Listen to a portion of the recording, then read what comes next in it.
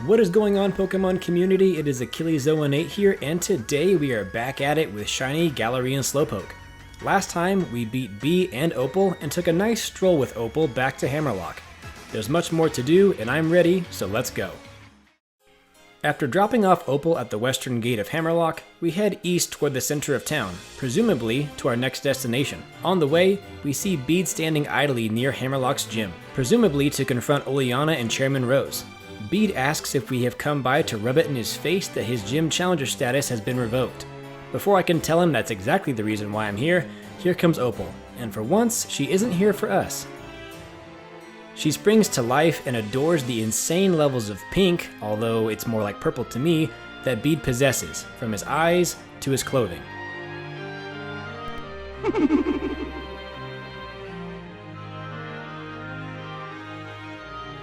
She tells Bede that she understands everything.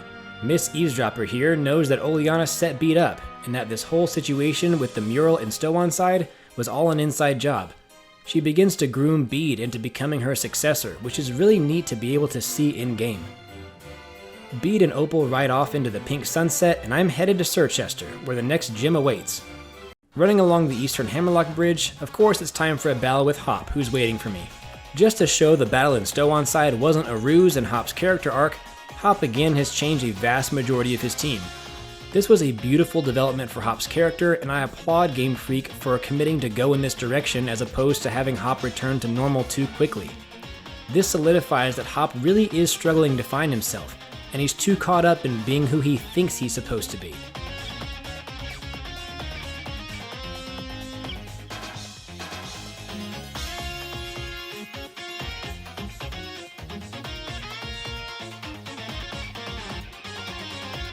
Hop loses, as you might have guessed, but the surprise here comes in Hop's reaction.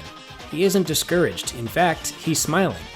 It's as if this loss has helped put the pieces together, or put something in perspective in a way that only Pokemon battles can.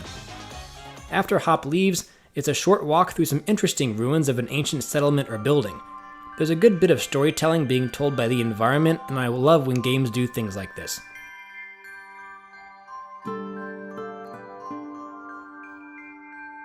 Now I find myself in the quiet snowfall of Circhester, and it's here I'll fight against the loud and brazen Gordie, the rock-type gym leader. It turns out Hop is already lost to Gordie, so I know I'm in for a real challenge this time around. Knowing that I'm facing off against a rock-type master, I make a quick stop at the Pokemon Center and visit this cafe worker, who can let Slowpoke remember old moves. As I mentioned in last week's episode, Slowpoke's move pool is trash, and the only thing that's worth remembering is Surf. The potential issue here is that Surf is a special attack, and Slow's special attack is terrible. So even though Surf is a great option at face value, I might be better off using Zen Headbutt, which is physical, and I get the same type attack bonus on top of that.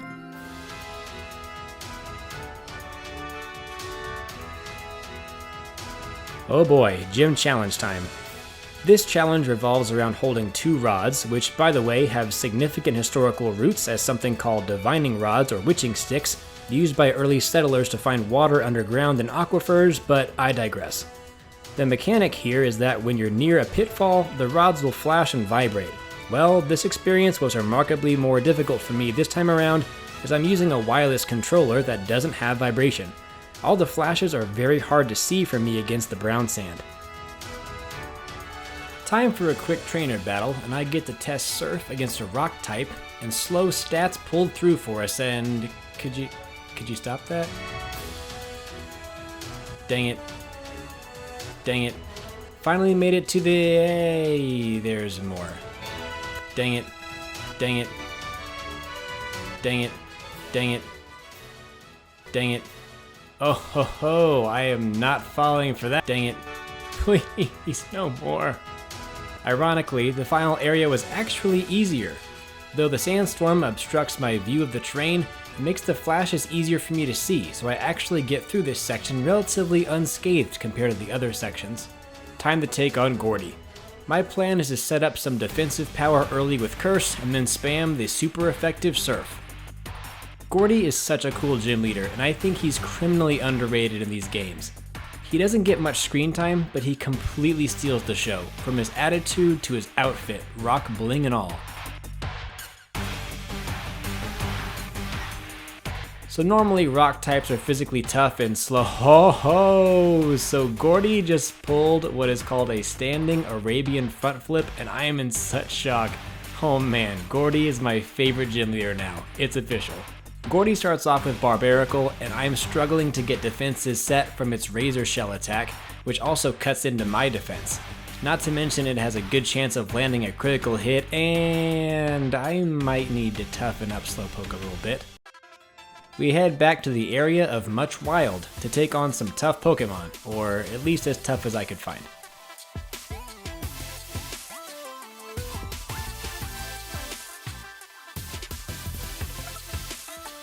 Do it again, Gordie! After leveling up, I decide to take Barbarical out as quickly as possible, and the stab I get from Zen Headbutt proves to be just fine.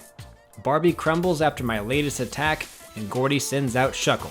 While Shuckle is a defensive titan in the Pokemon series, it lacks attack power, so that gives me the comfort level I need to set up additional attack and defense with Curse. After Shuckle comes Stonjourner, which goes down immediately. Last is Gordie's final challenge, his trusty partner Colossal, who Gordie immediately Gigantamaxes, of course.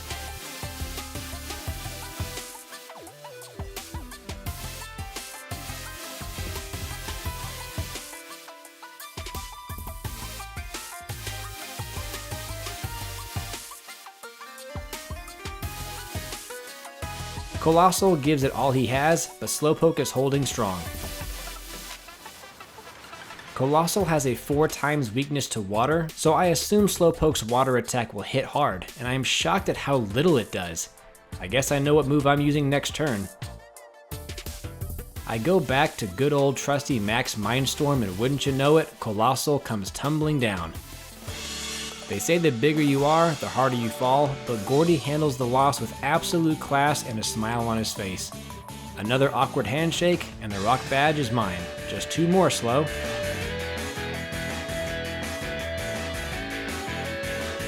Sonia, you need to stop waiting for me outside of gyms.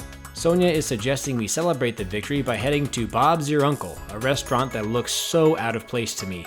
This diner looks like a place I've seen 1,000 times in Texas where I live. So we hang out there for a bit, and wouldn't you know it, by divine intervention, this gimmicky diner dedicated to their blonde uncle mascot has hung up a tapestry that is nearly as out of place as the restaurant it's hanging in.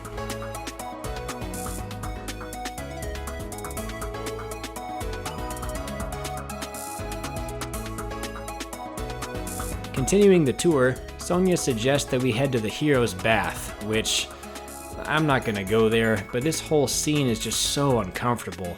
Not to mention, this locale is the most underwhelming and unnecessary in the entire game, bar none. The only redeeming quality from this scene is we finally see Hop return to form here. Hop strikes his quasi-signature DBZ power-up stance, and it's time to battle. This might be one of my favorite battles of the entire game.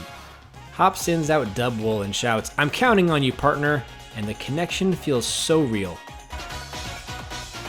Whoa, does Dubwool use takedown with its butt? Slowpoke, I am so sorry. The rest of the battle goes about as you would expect, although I do get some solid help from Mother Nature with Snorlax here. Who says they don't like hail? Next is Rillaboom, and then Corviknight, who definitely has a defensive advantage on Slowpoke, but once again, Mama Earth is an Ice Queen and smites Corviknight down.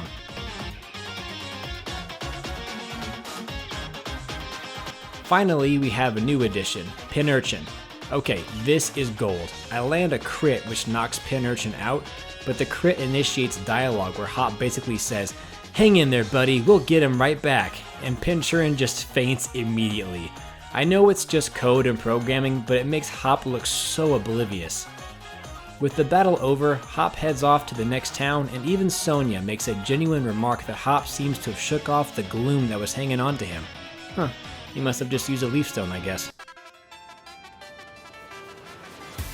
I'm in a hurry to get to the next town, so I, do some shopping. Seriously, I've been in the default outfit this entire time, so cut me some slack. I decided to go with this outfit for no other reason than it's about as close to my channel's color scheme as I can get. Team Yell seems to have a thing against doctors.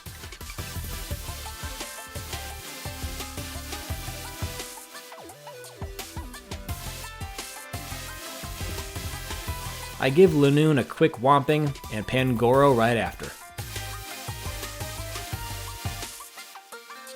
Doc gives me an upgrade to my Rotom bike that lets me zoom around across open water.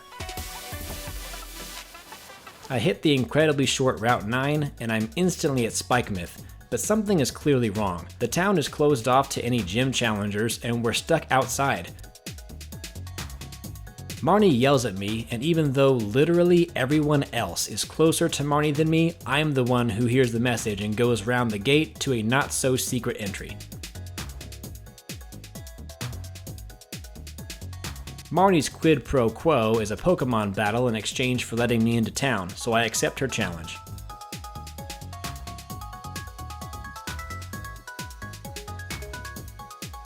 Marnie starts off with Liepard, who basically just serves as a distraction. Liepard is armed to the teeth with status moves, which gives me ample time to set up.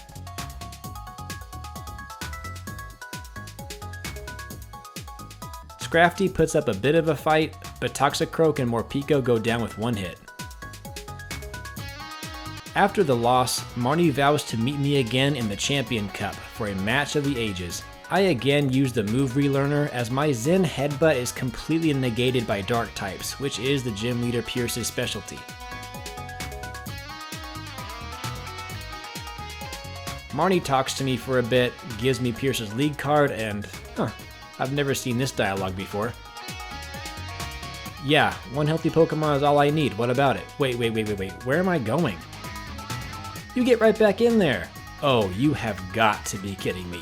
There is a minimum Pokemon requirement for this gym challenge. Luckily, I didn't release the Fire Gym Challenge Pokemon I caught earlier, or Scorbunny for that matter.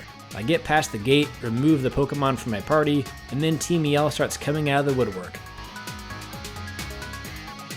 I even run into the Mr. Mime from Detective Pikachu here. Man, why don't they just give all Pokemon walk cycles? Team Yell keeps coming in very athletic fashion. From standing front tucks out of windows to multiple back handsprings, Team Yell is showing they aren't just cheerleaders in name only. These guys have skill. After several tedious battles, we're smack in the middle of a punk rock mosh pit, and Piers is performing. After noticing me, Piers comes off the stage and Team Yell vacate the area to watch the Pokemon battle unfold. From the moment I first decided to do this Slowpoke solo run, I had lots of anxiety about this battle right here. Without a doubt, this will be one of the toughest battles of the series. Scrafty is up first, and its Intimidate ability immediately dampens my physical attack strategy. Scrafty is quick to start attacking, and I have to work quick just to get my defenses up. Including Yawn to get half my health back, that means 3 of my 4 moves are status or healing moves, meaning my only attack is the basic headbutt.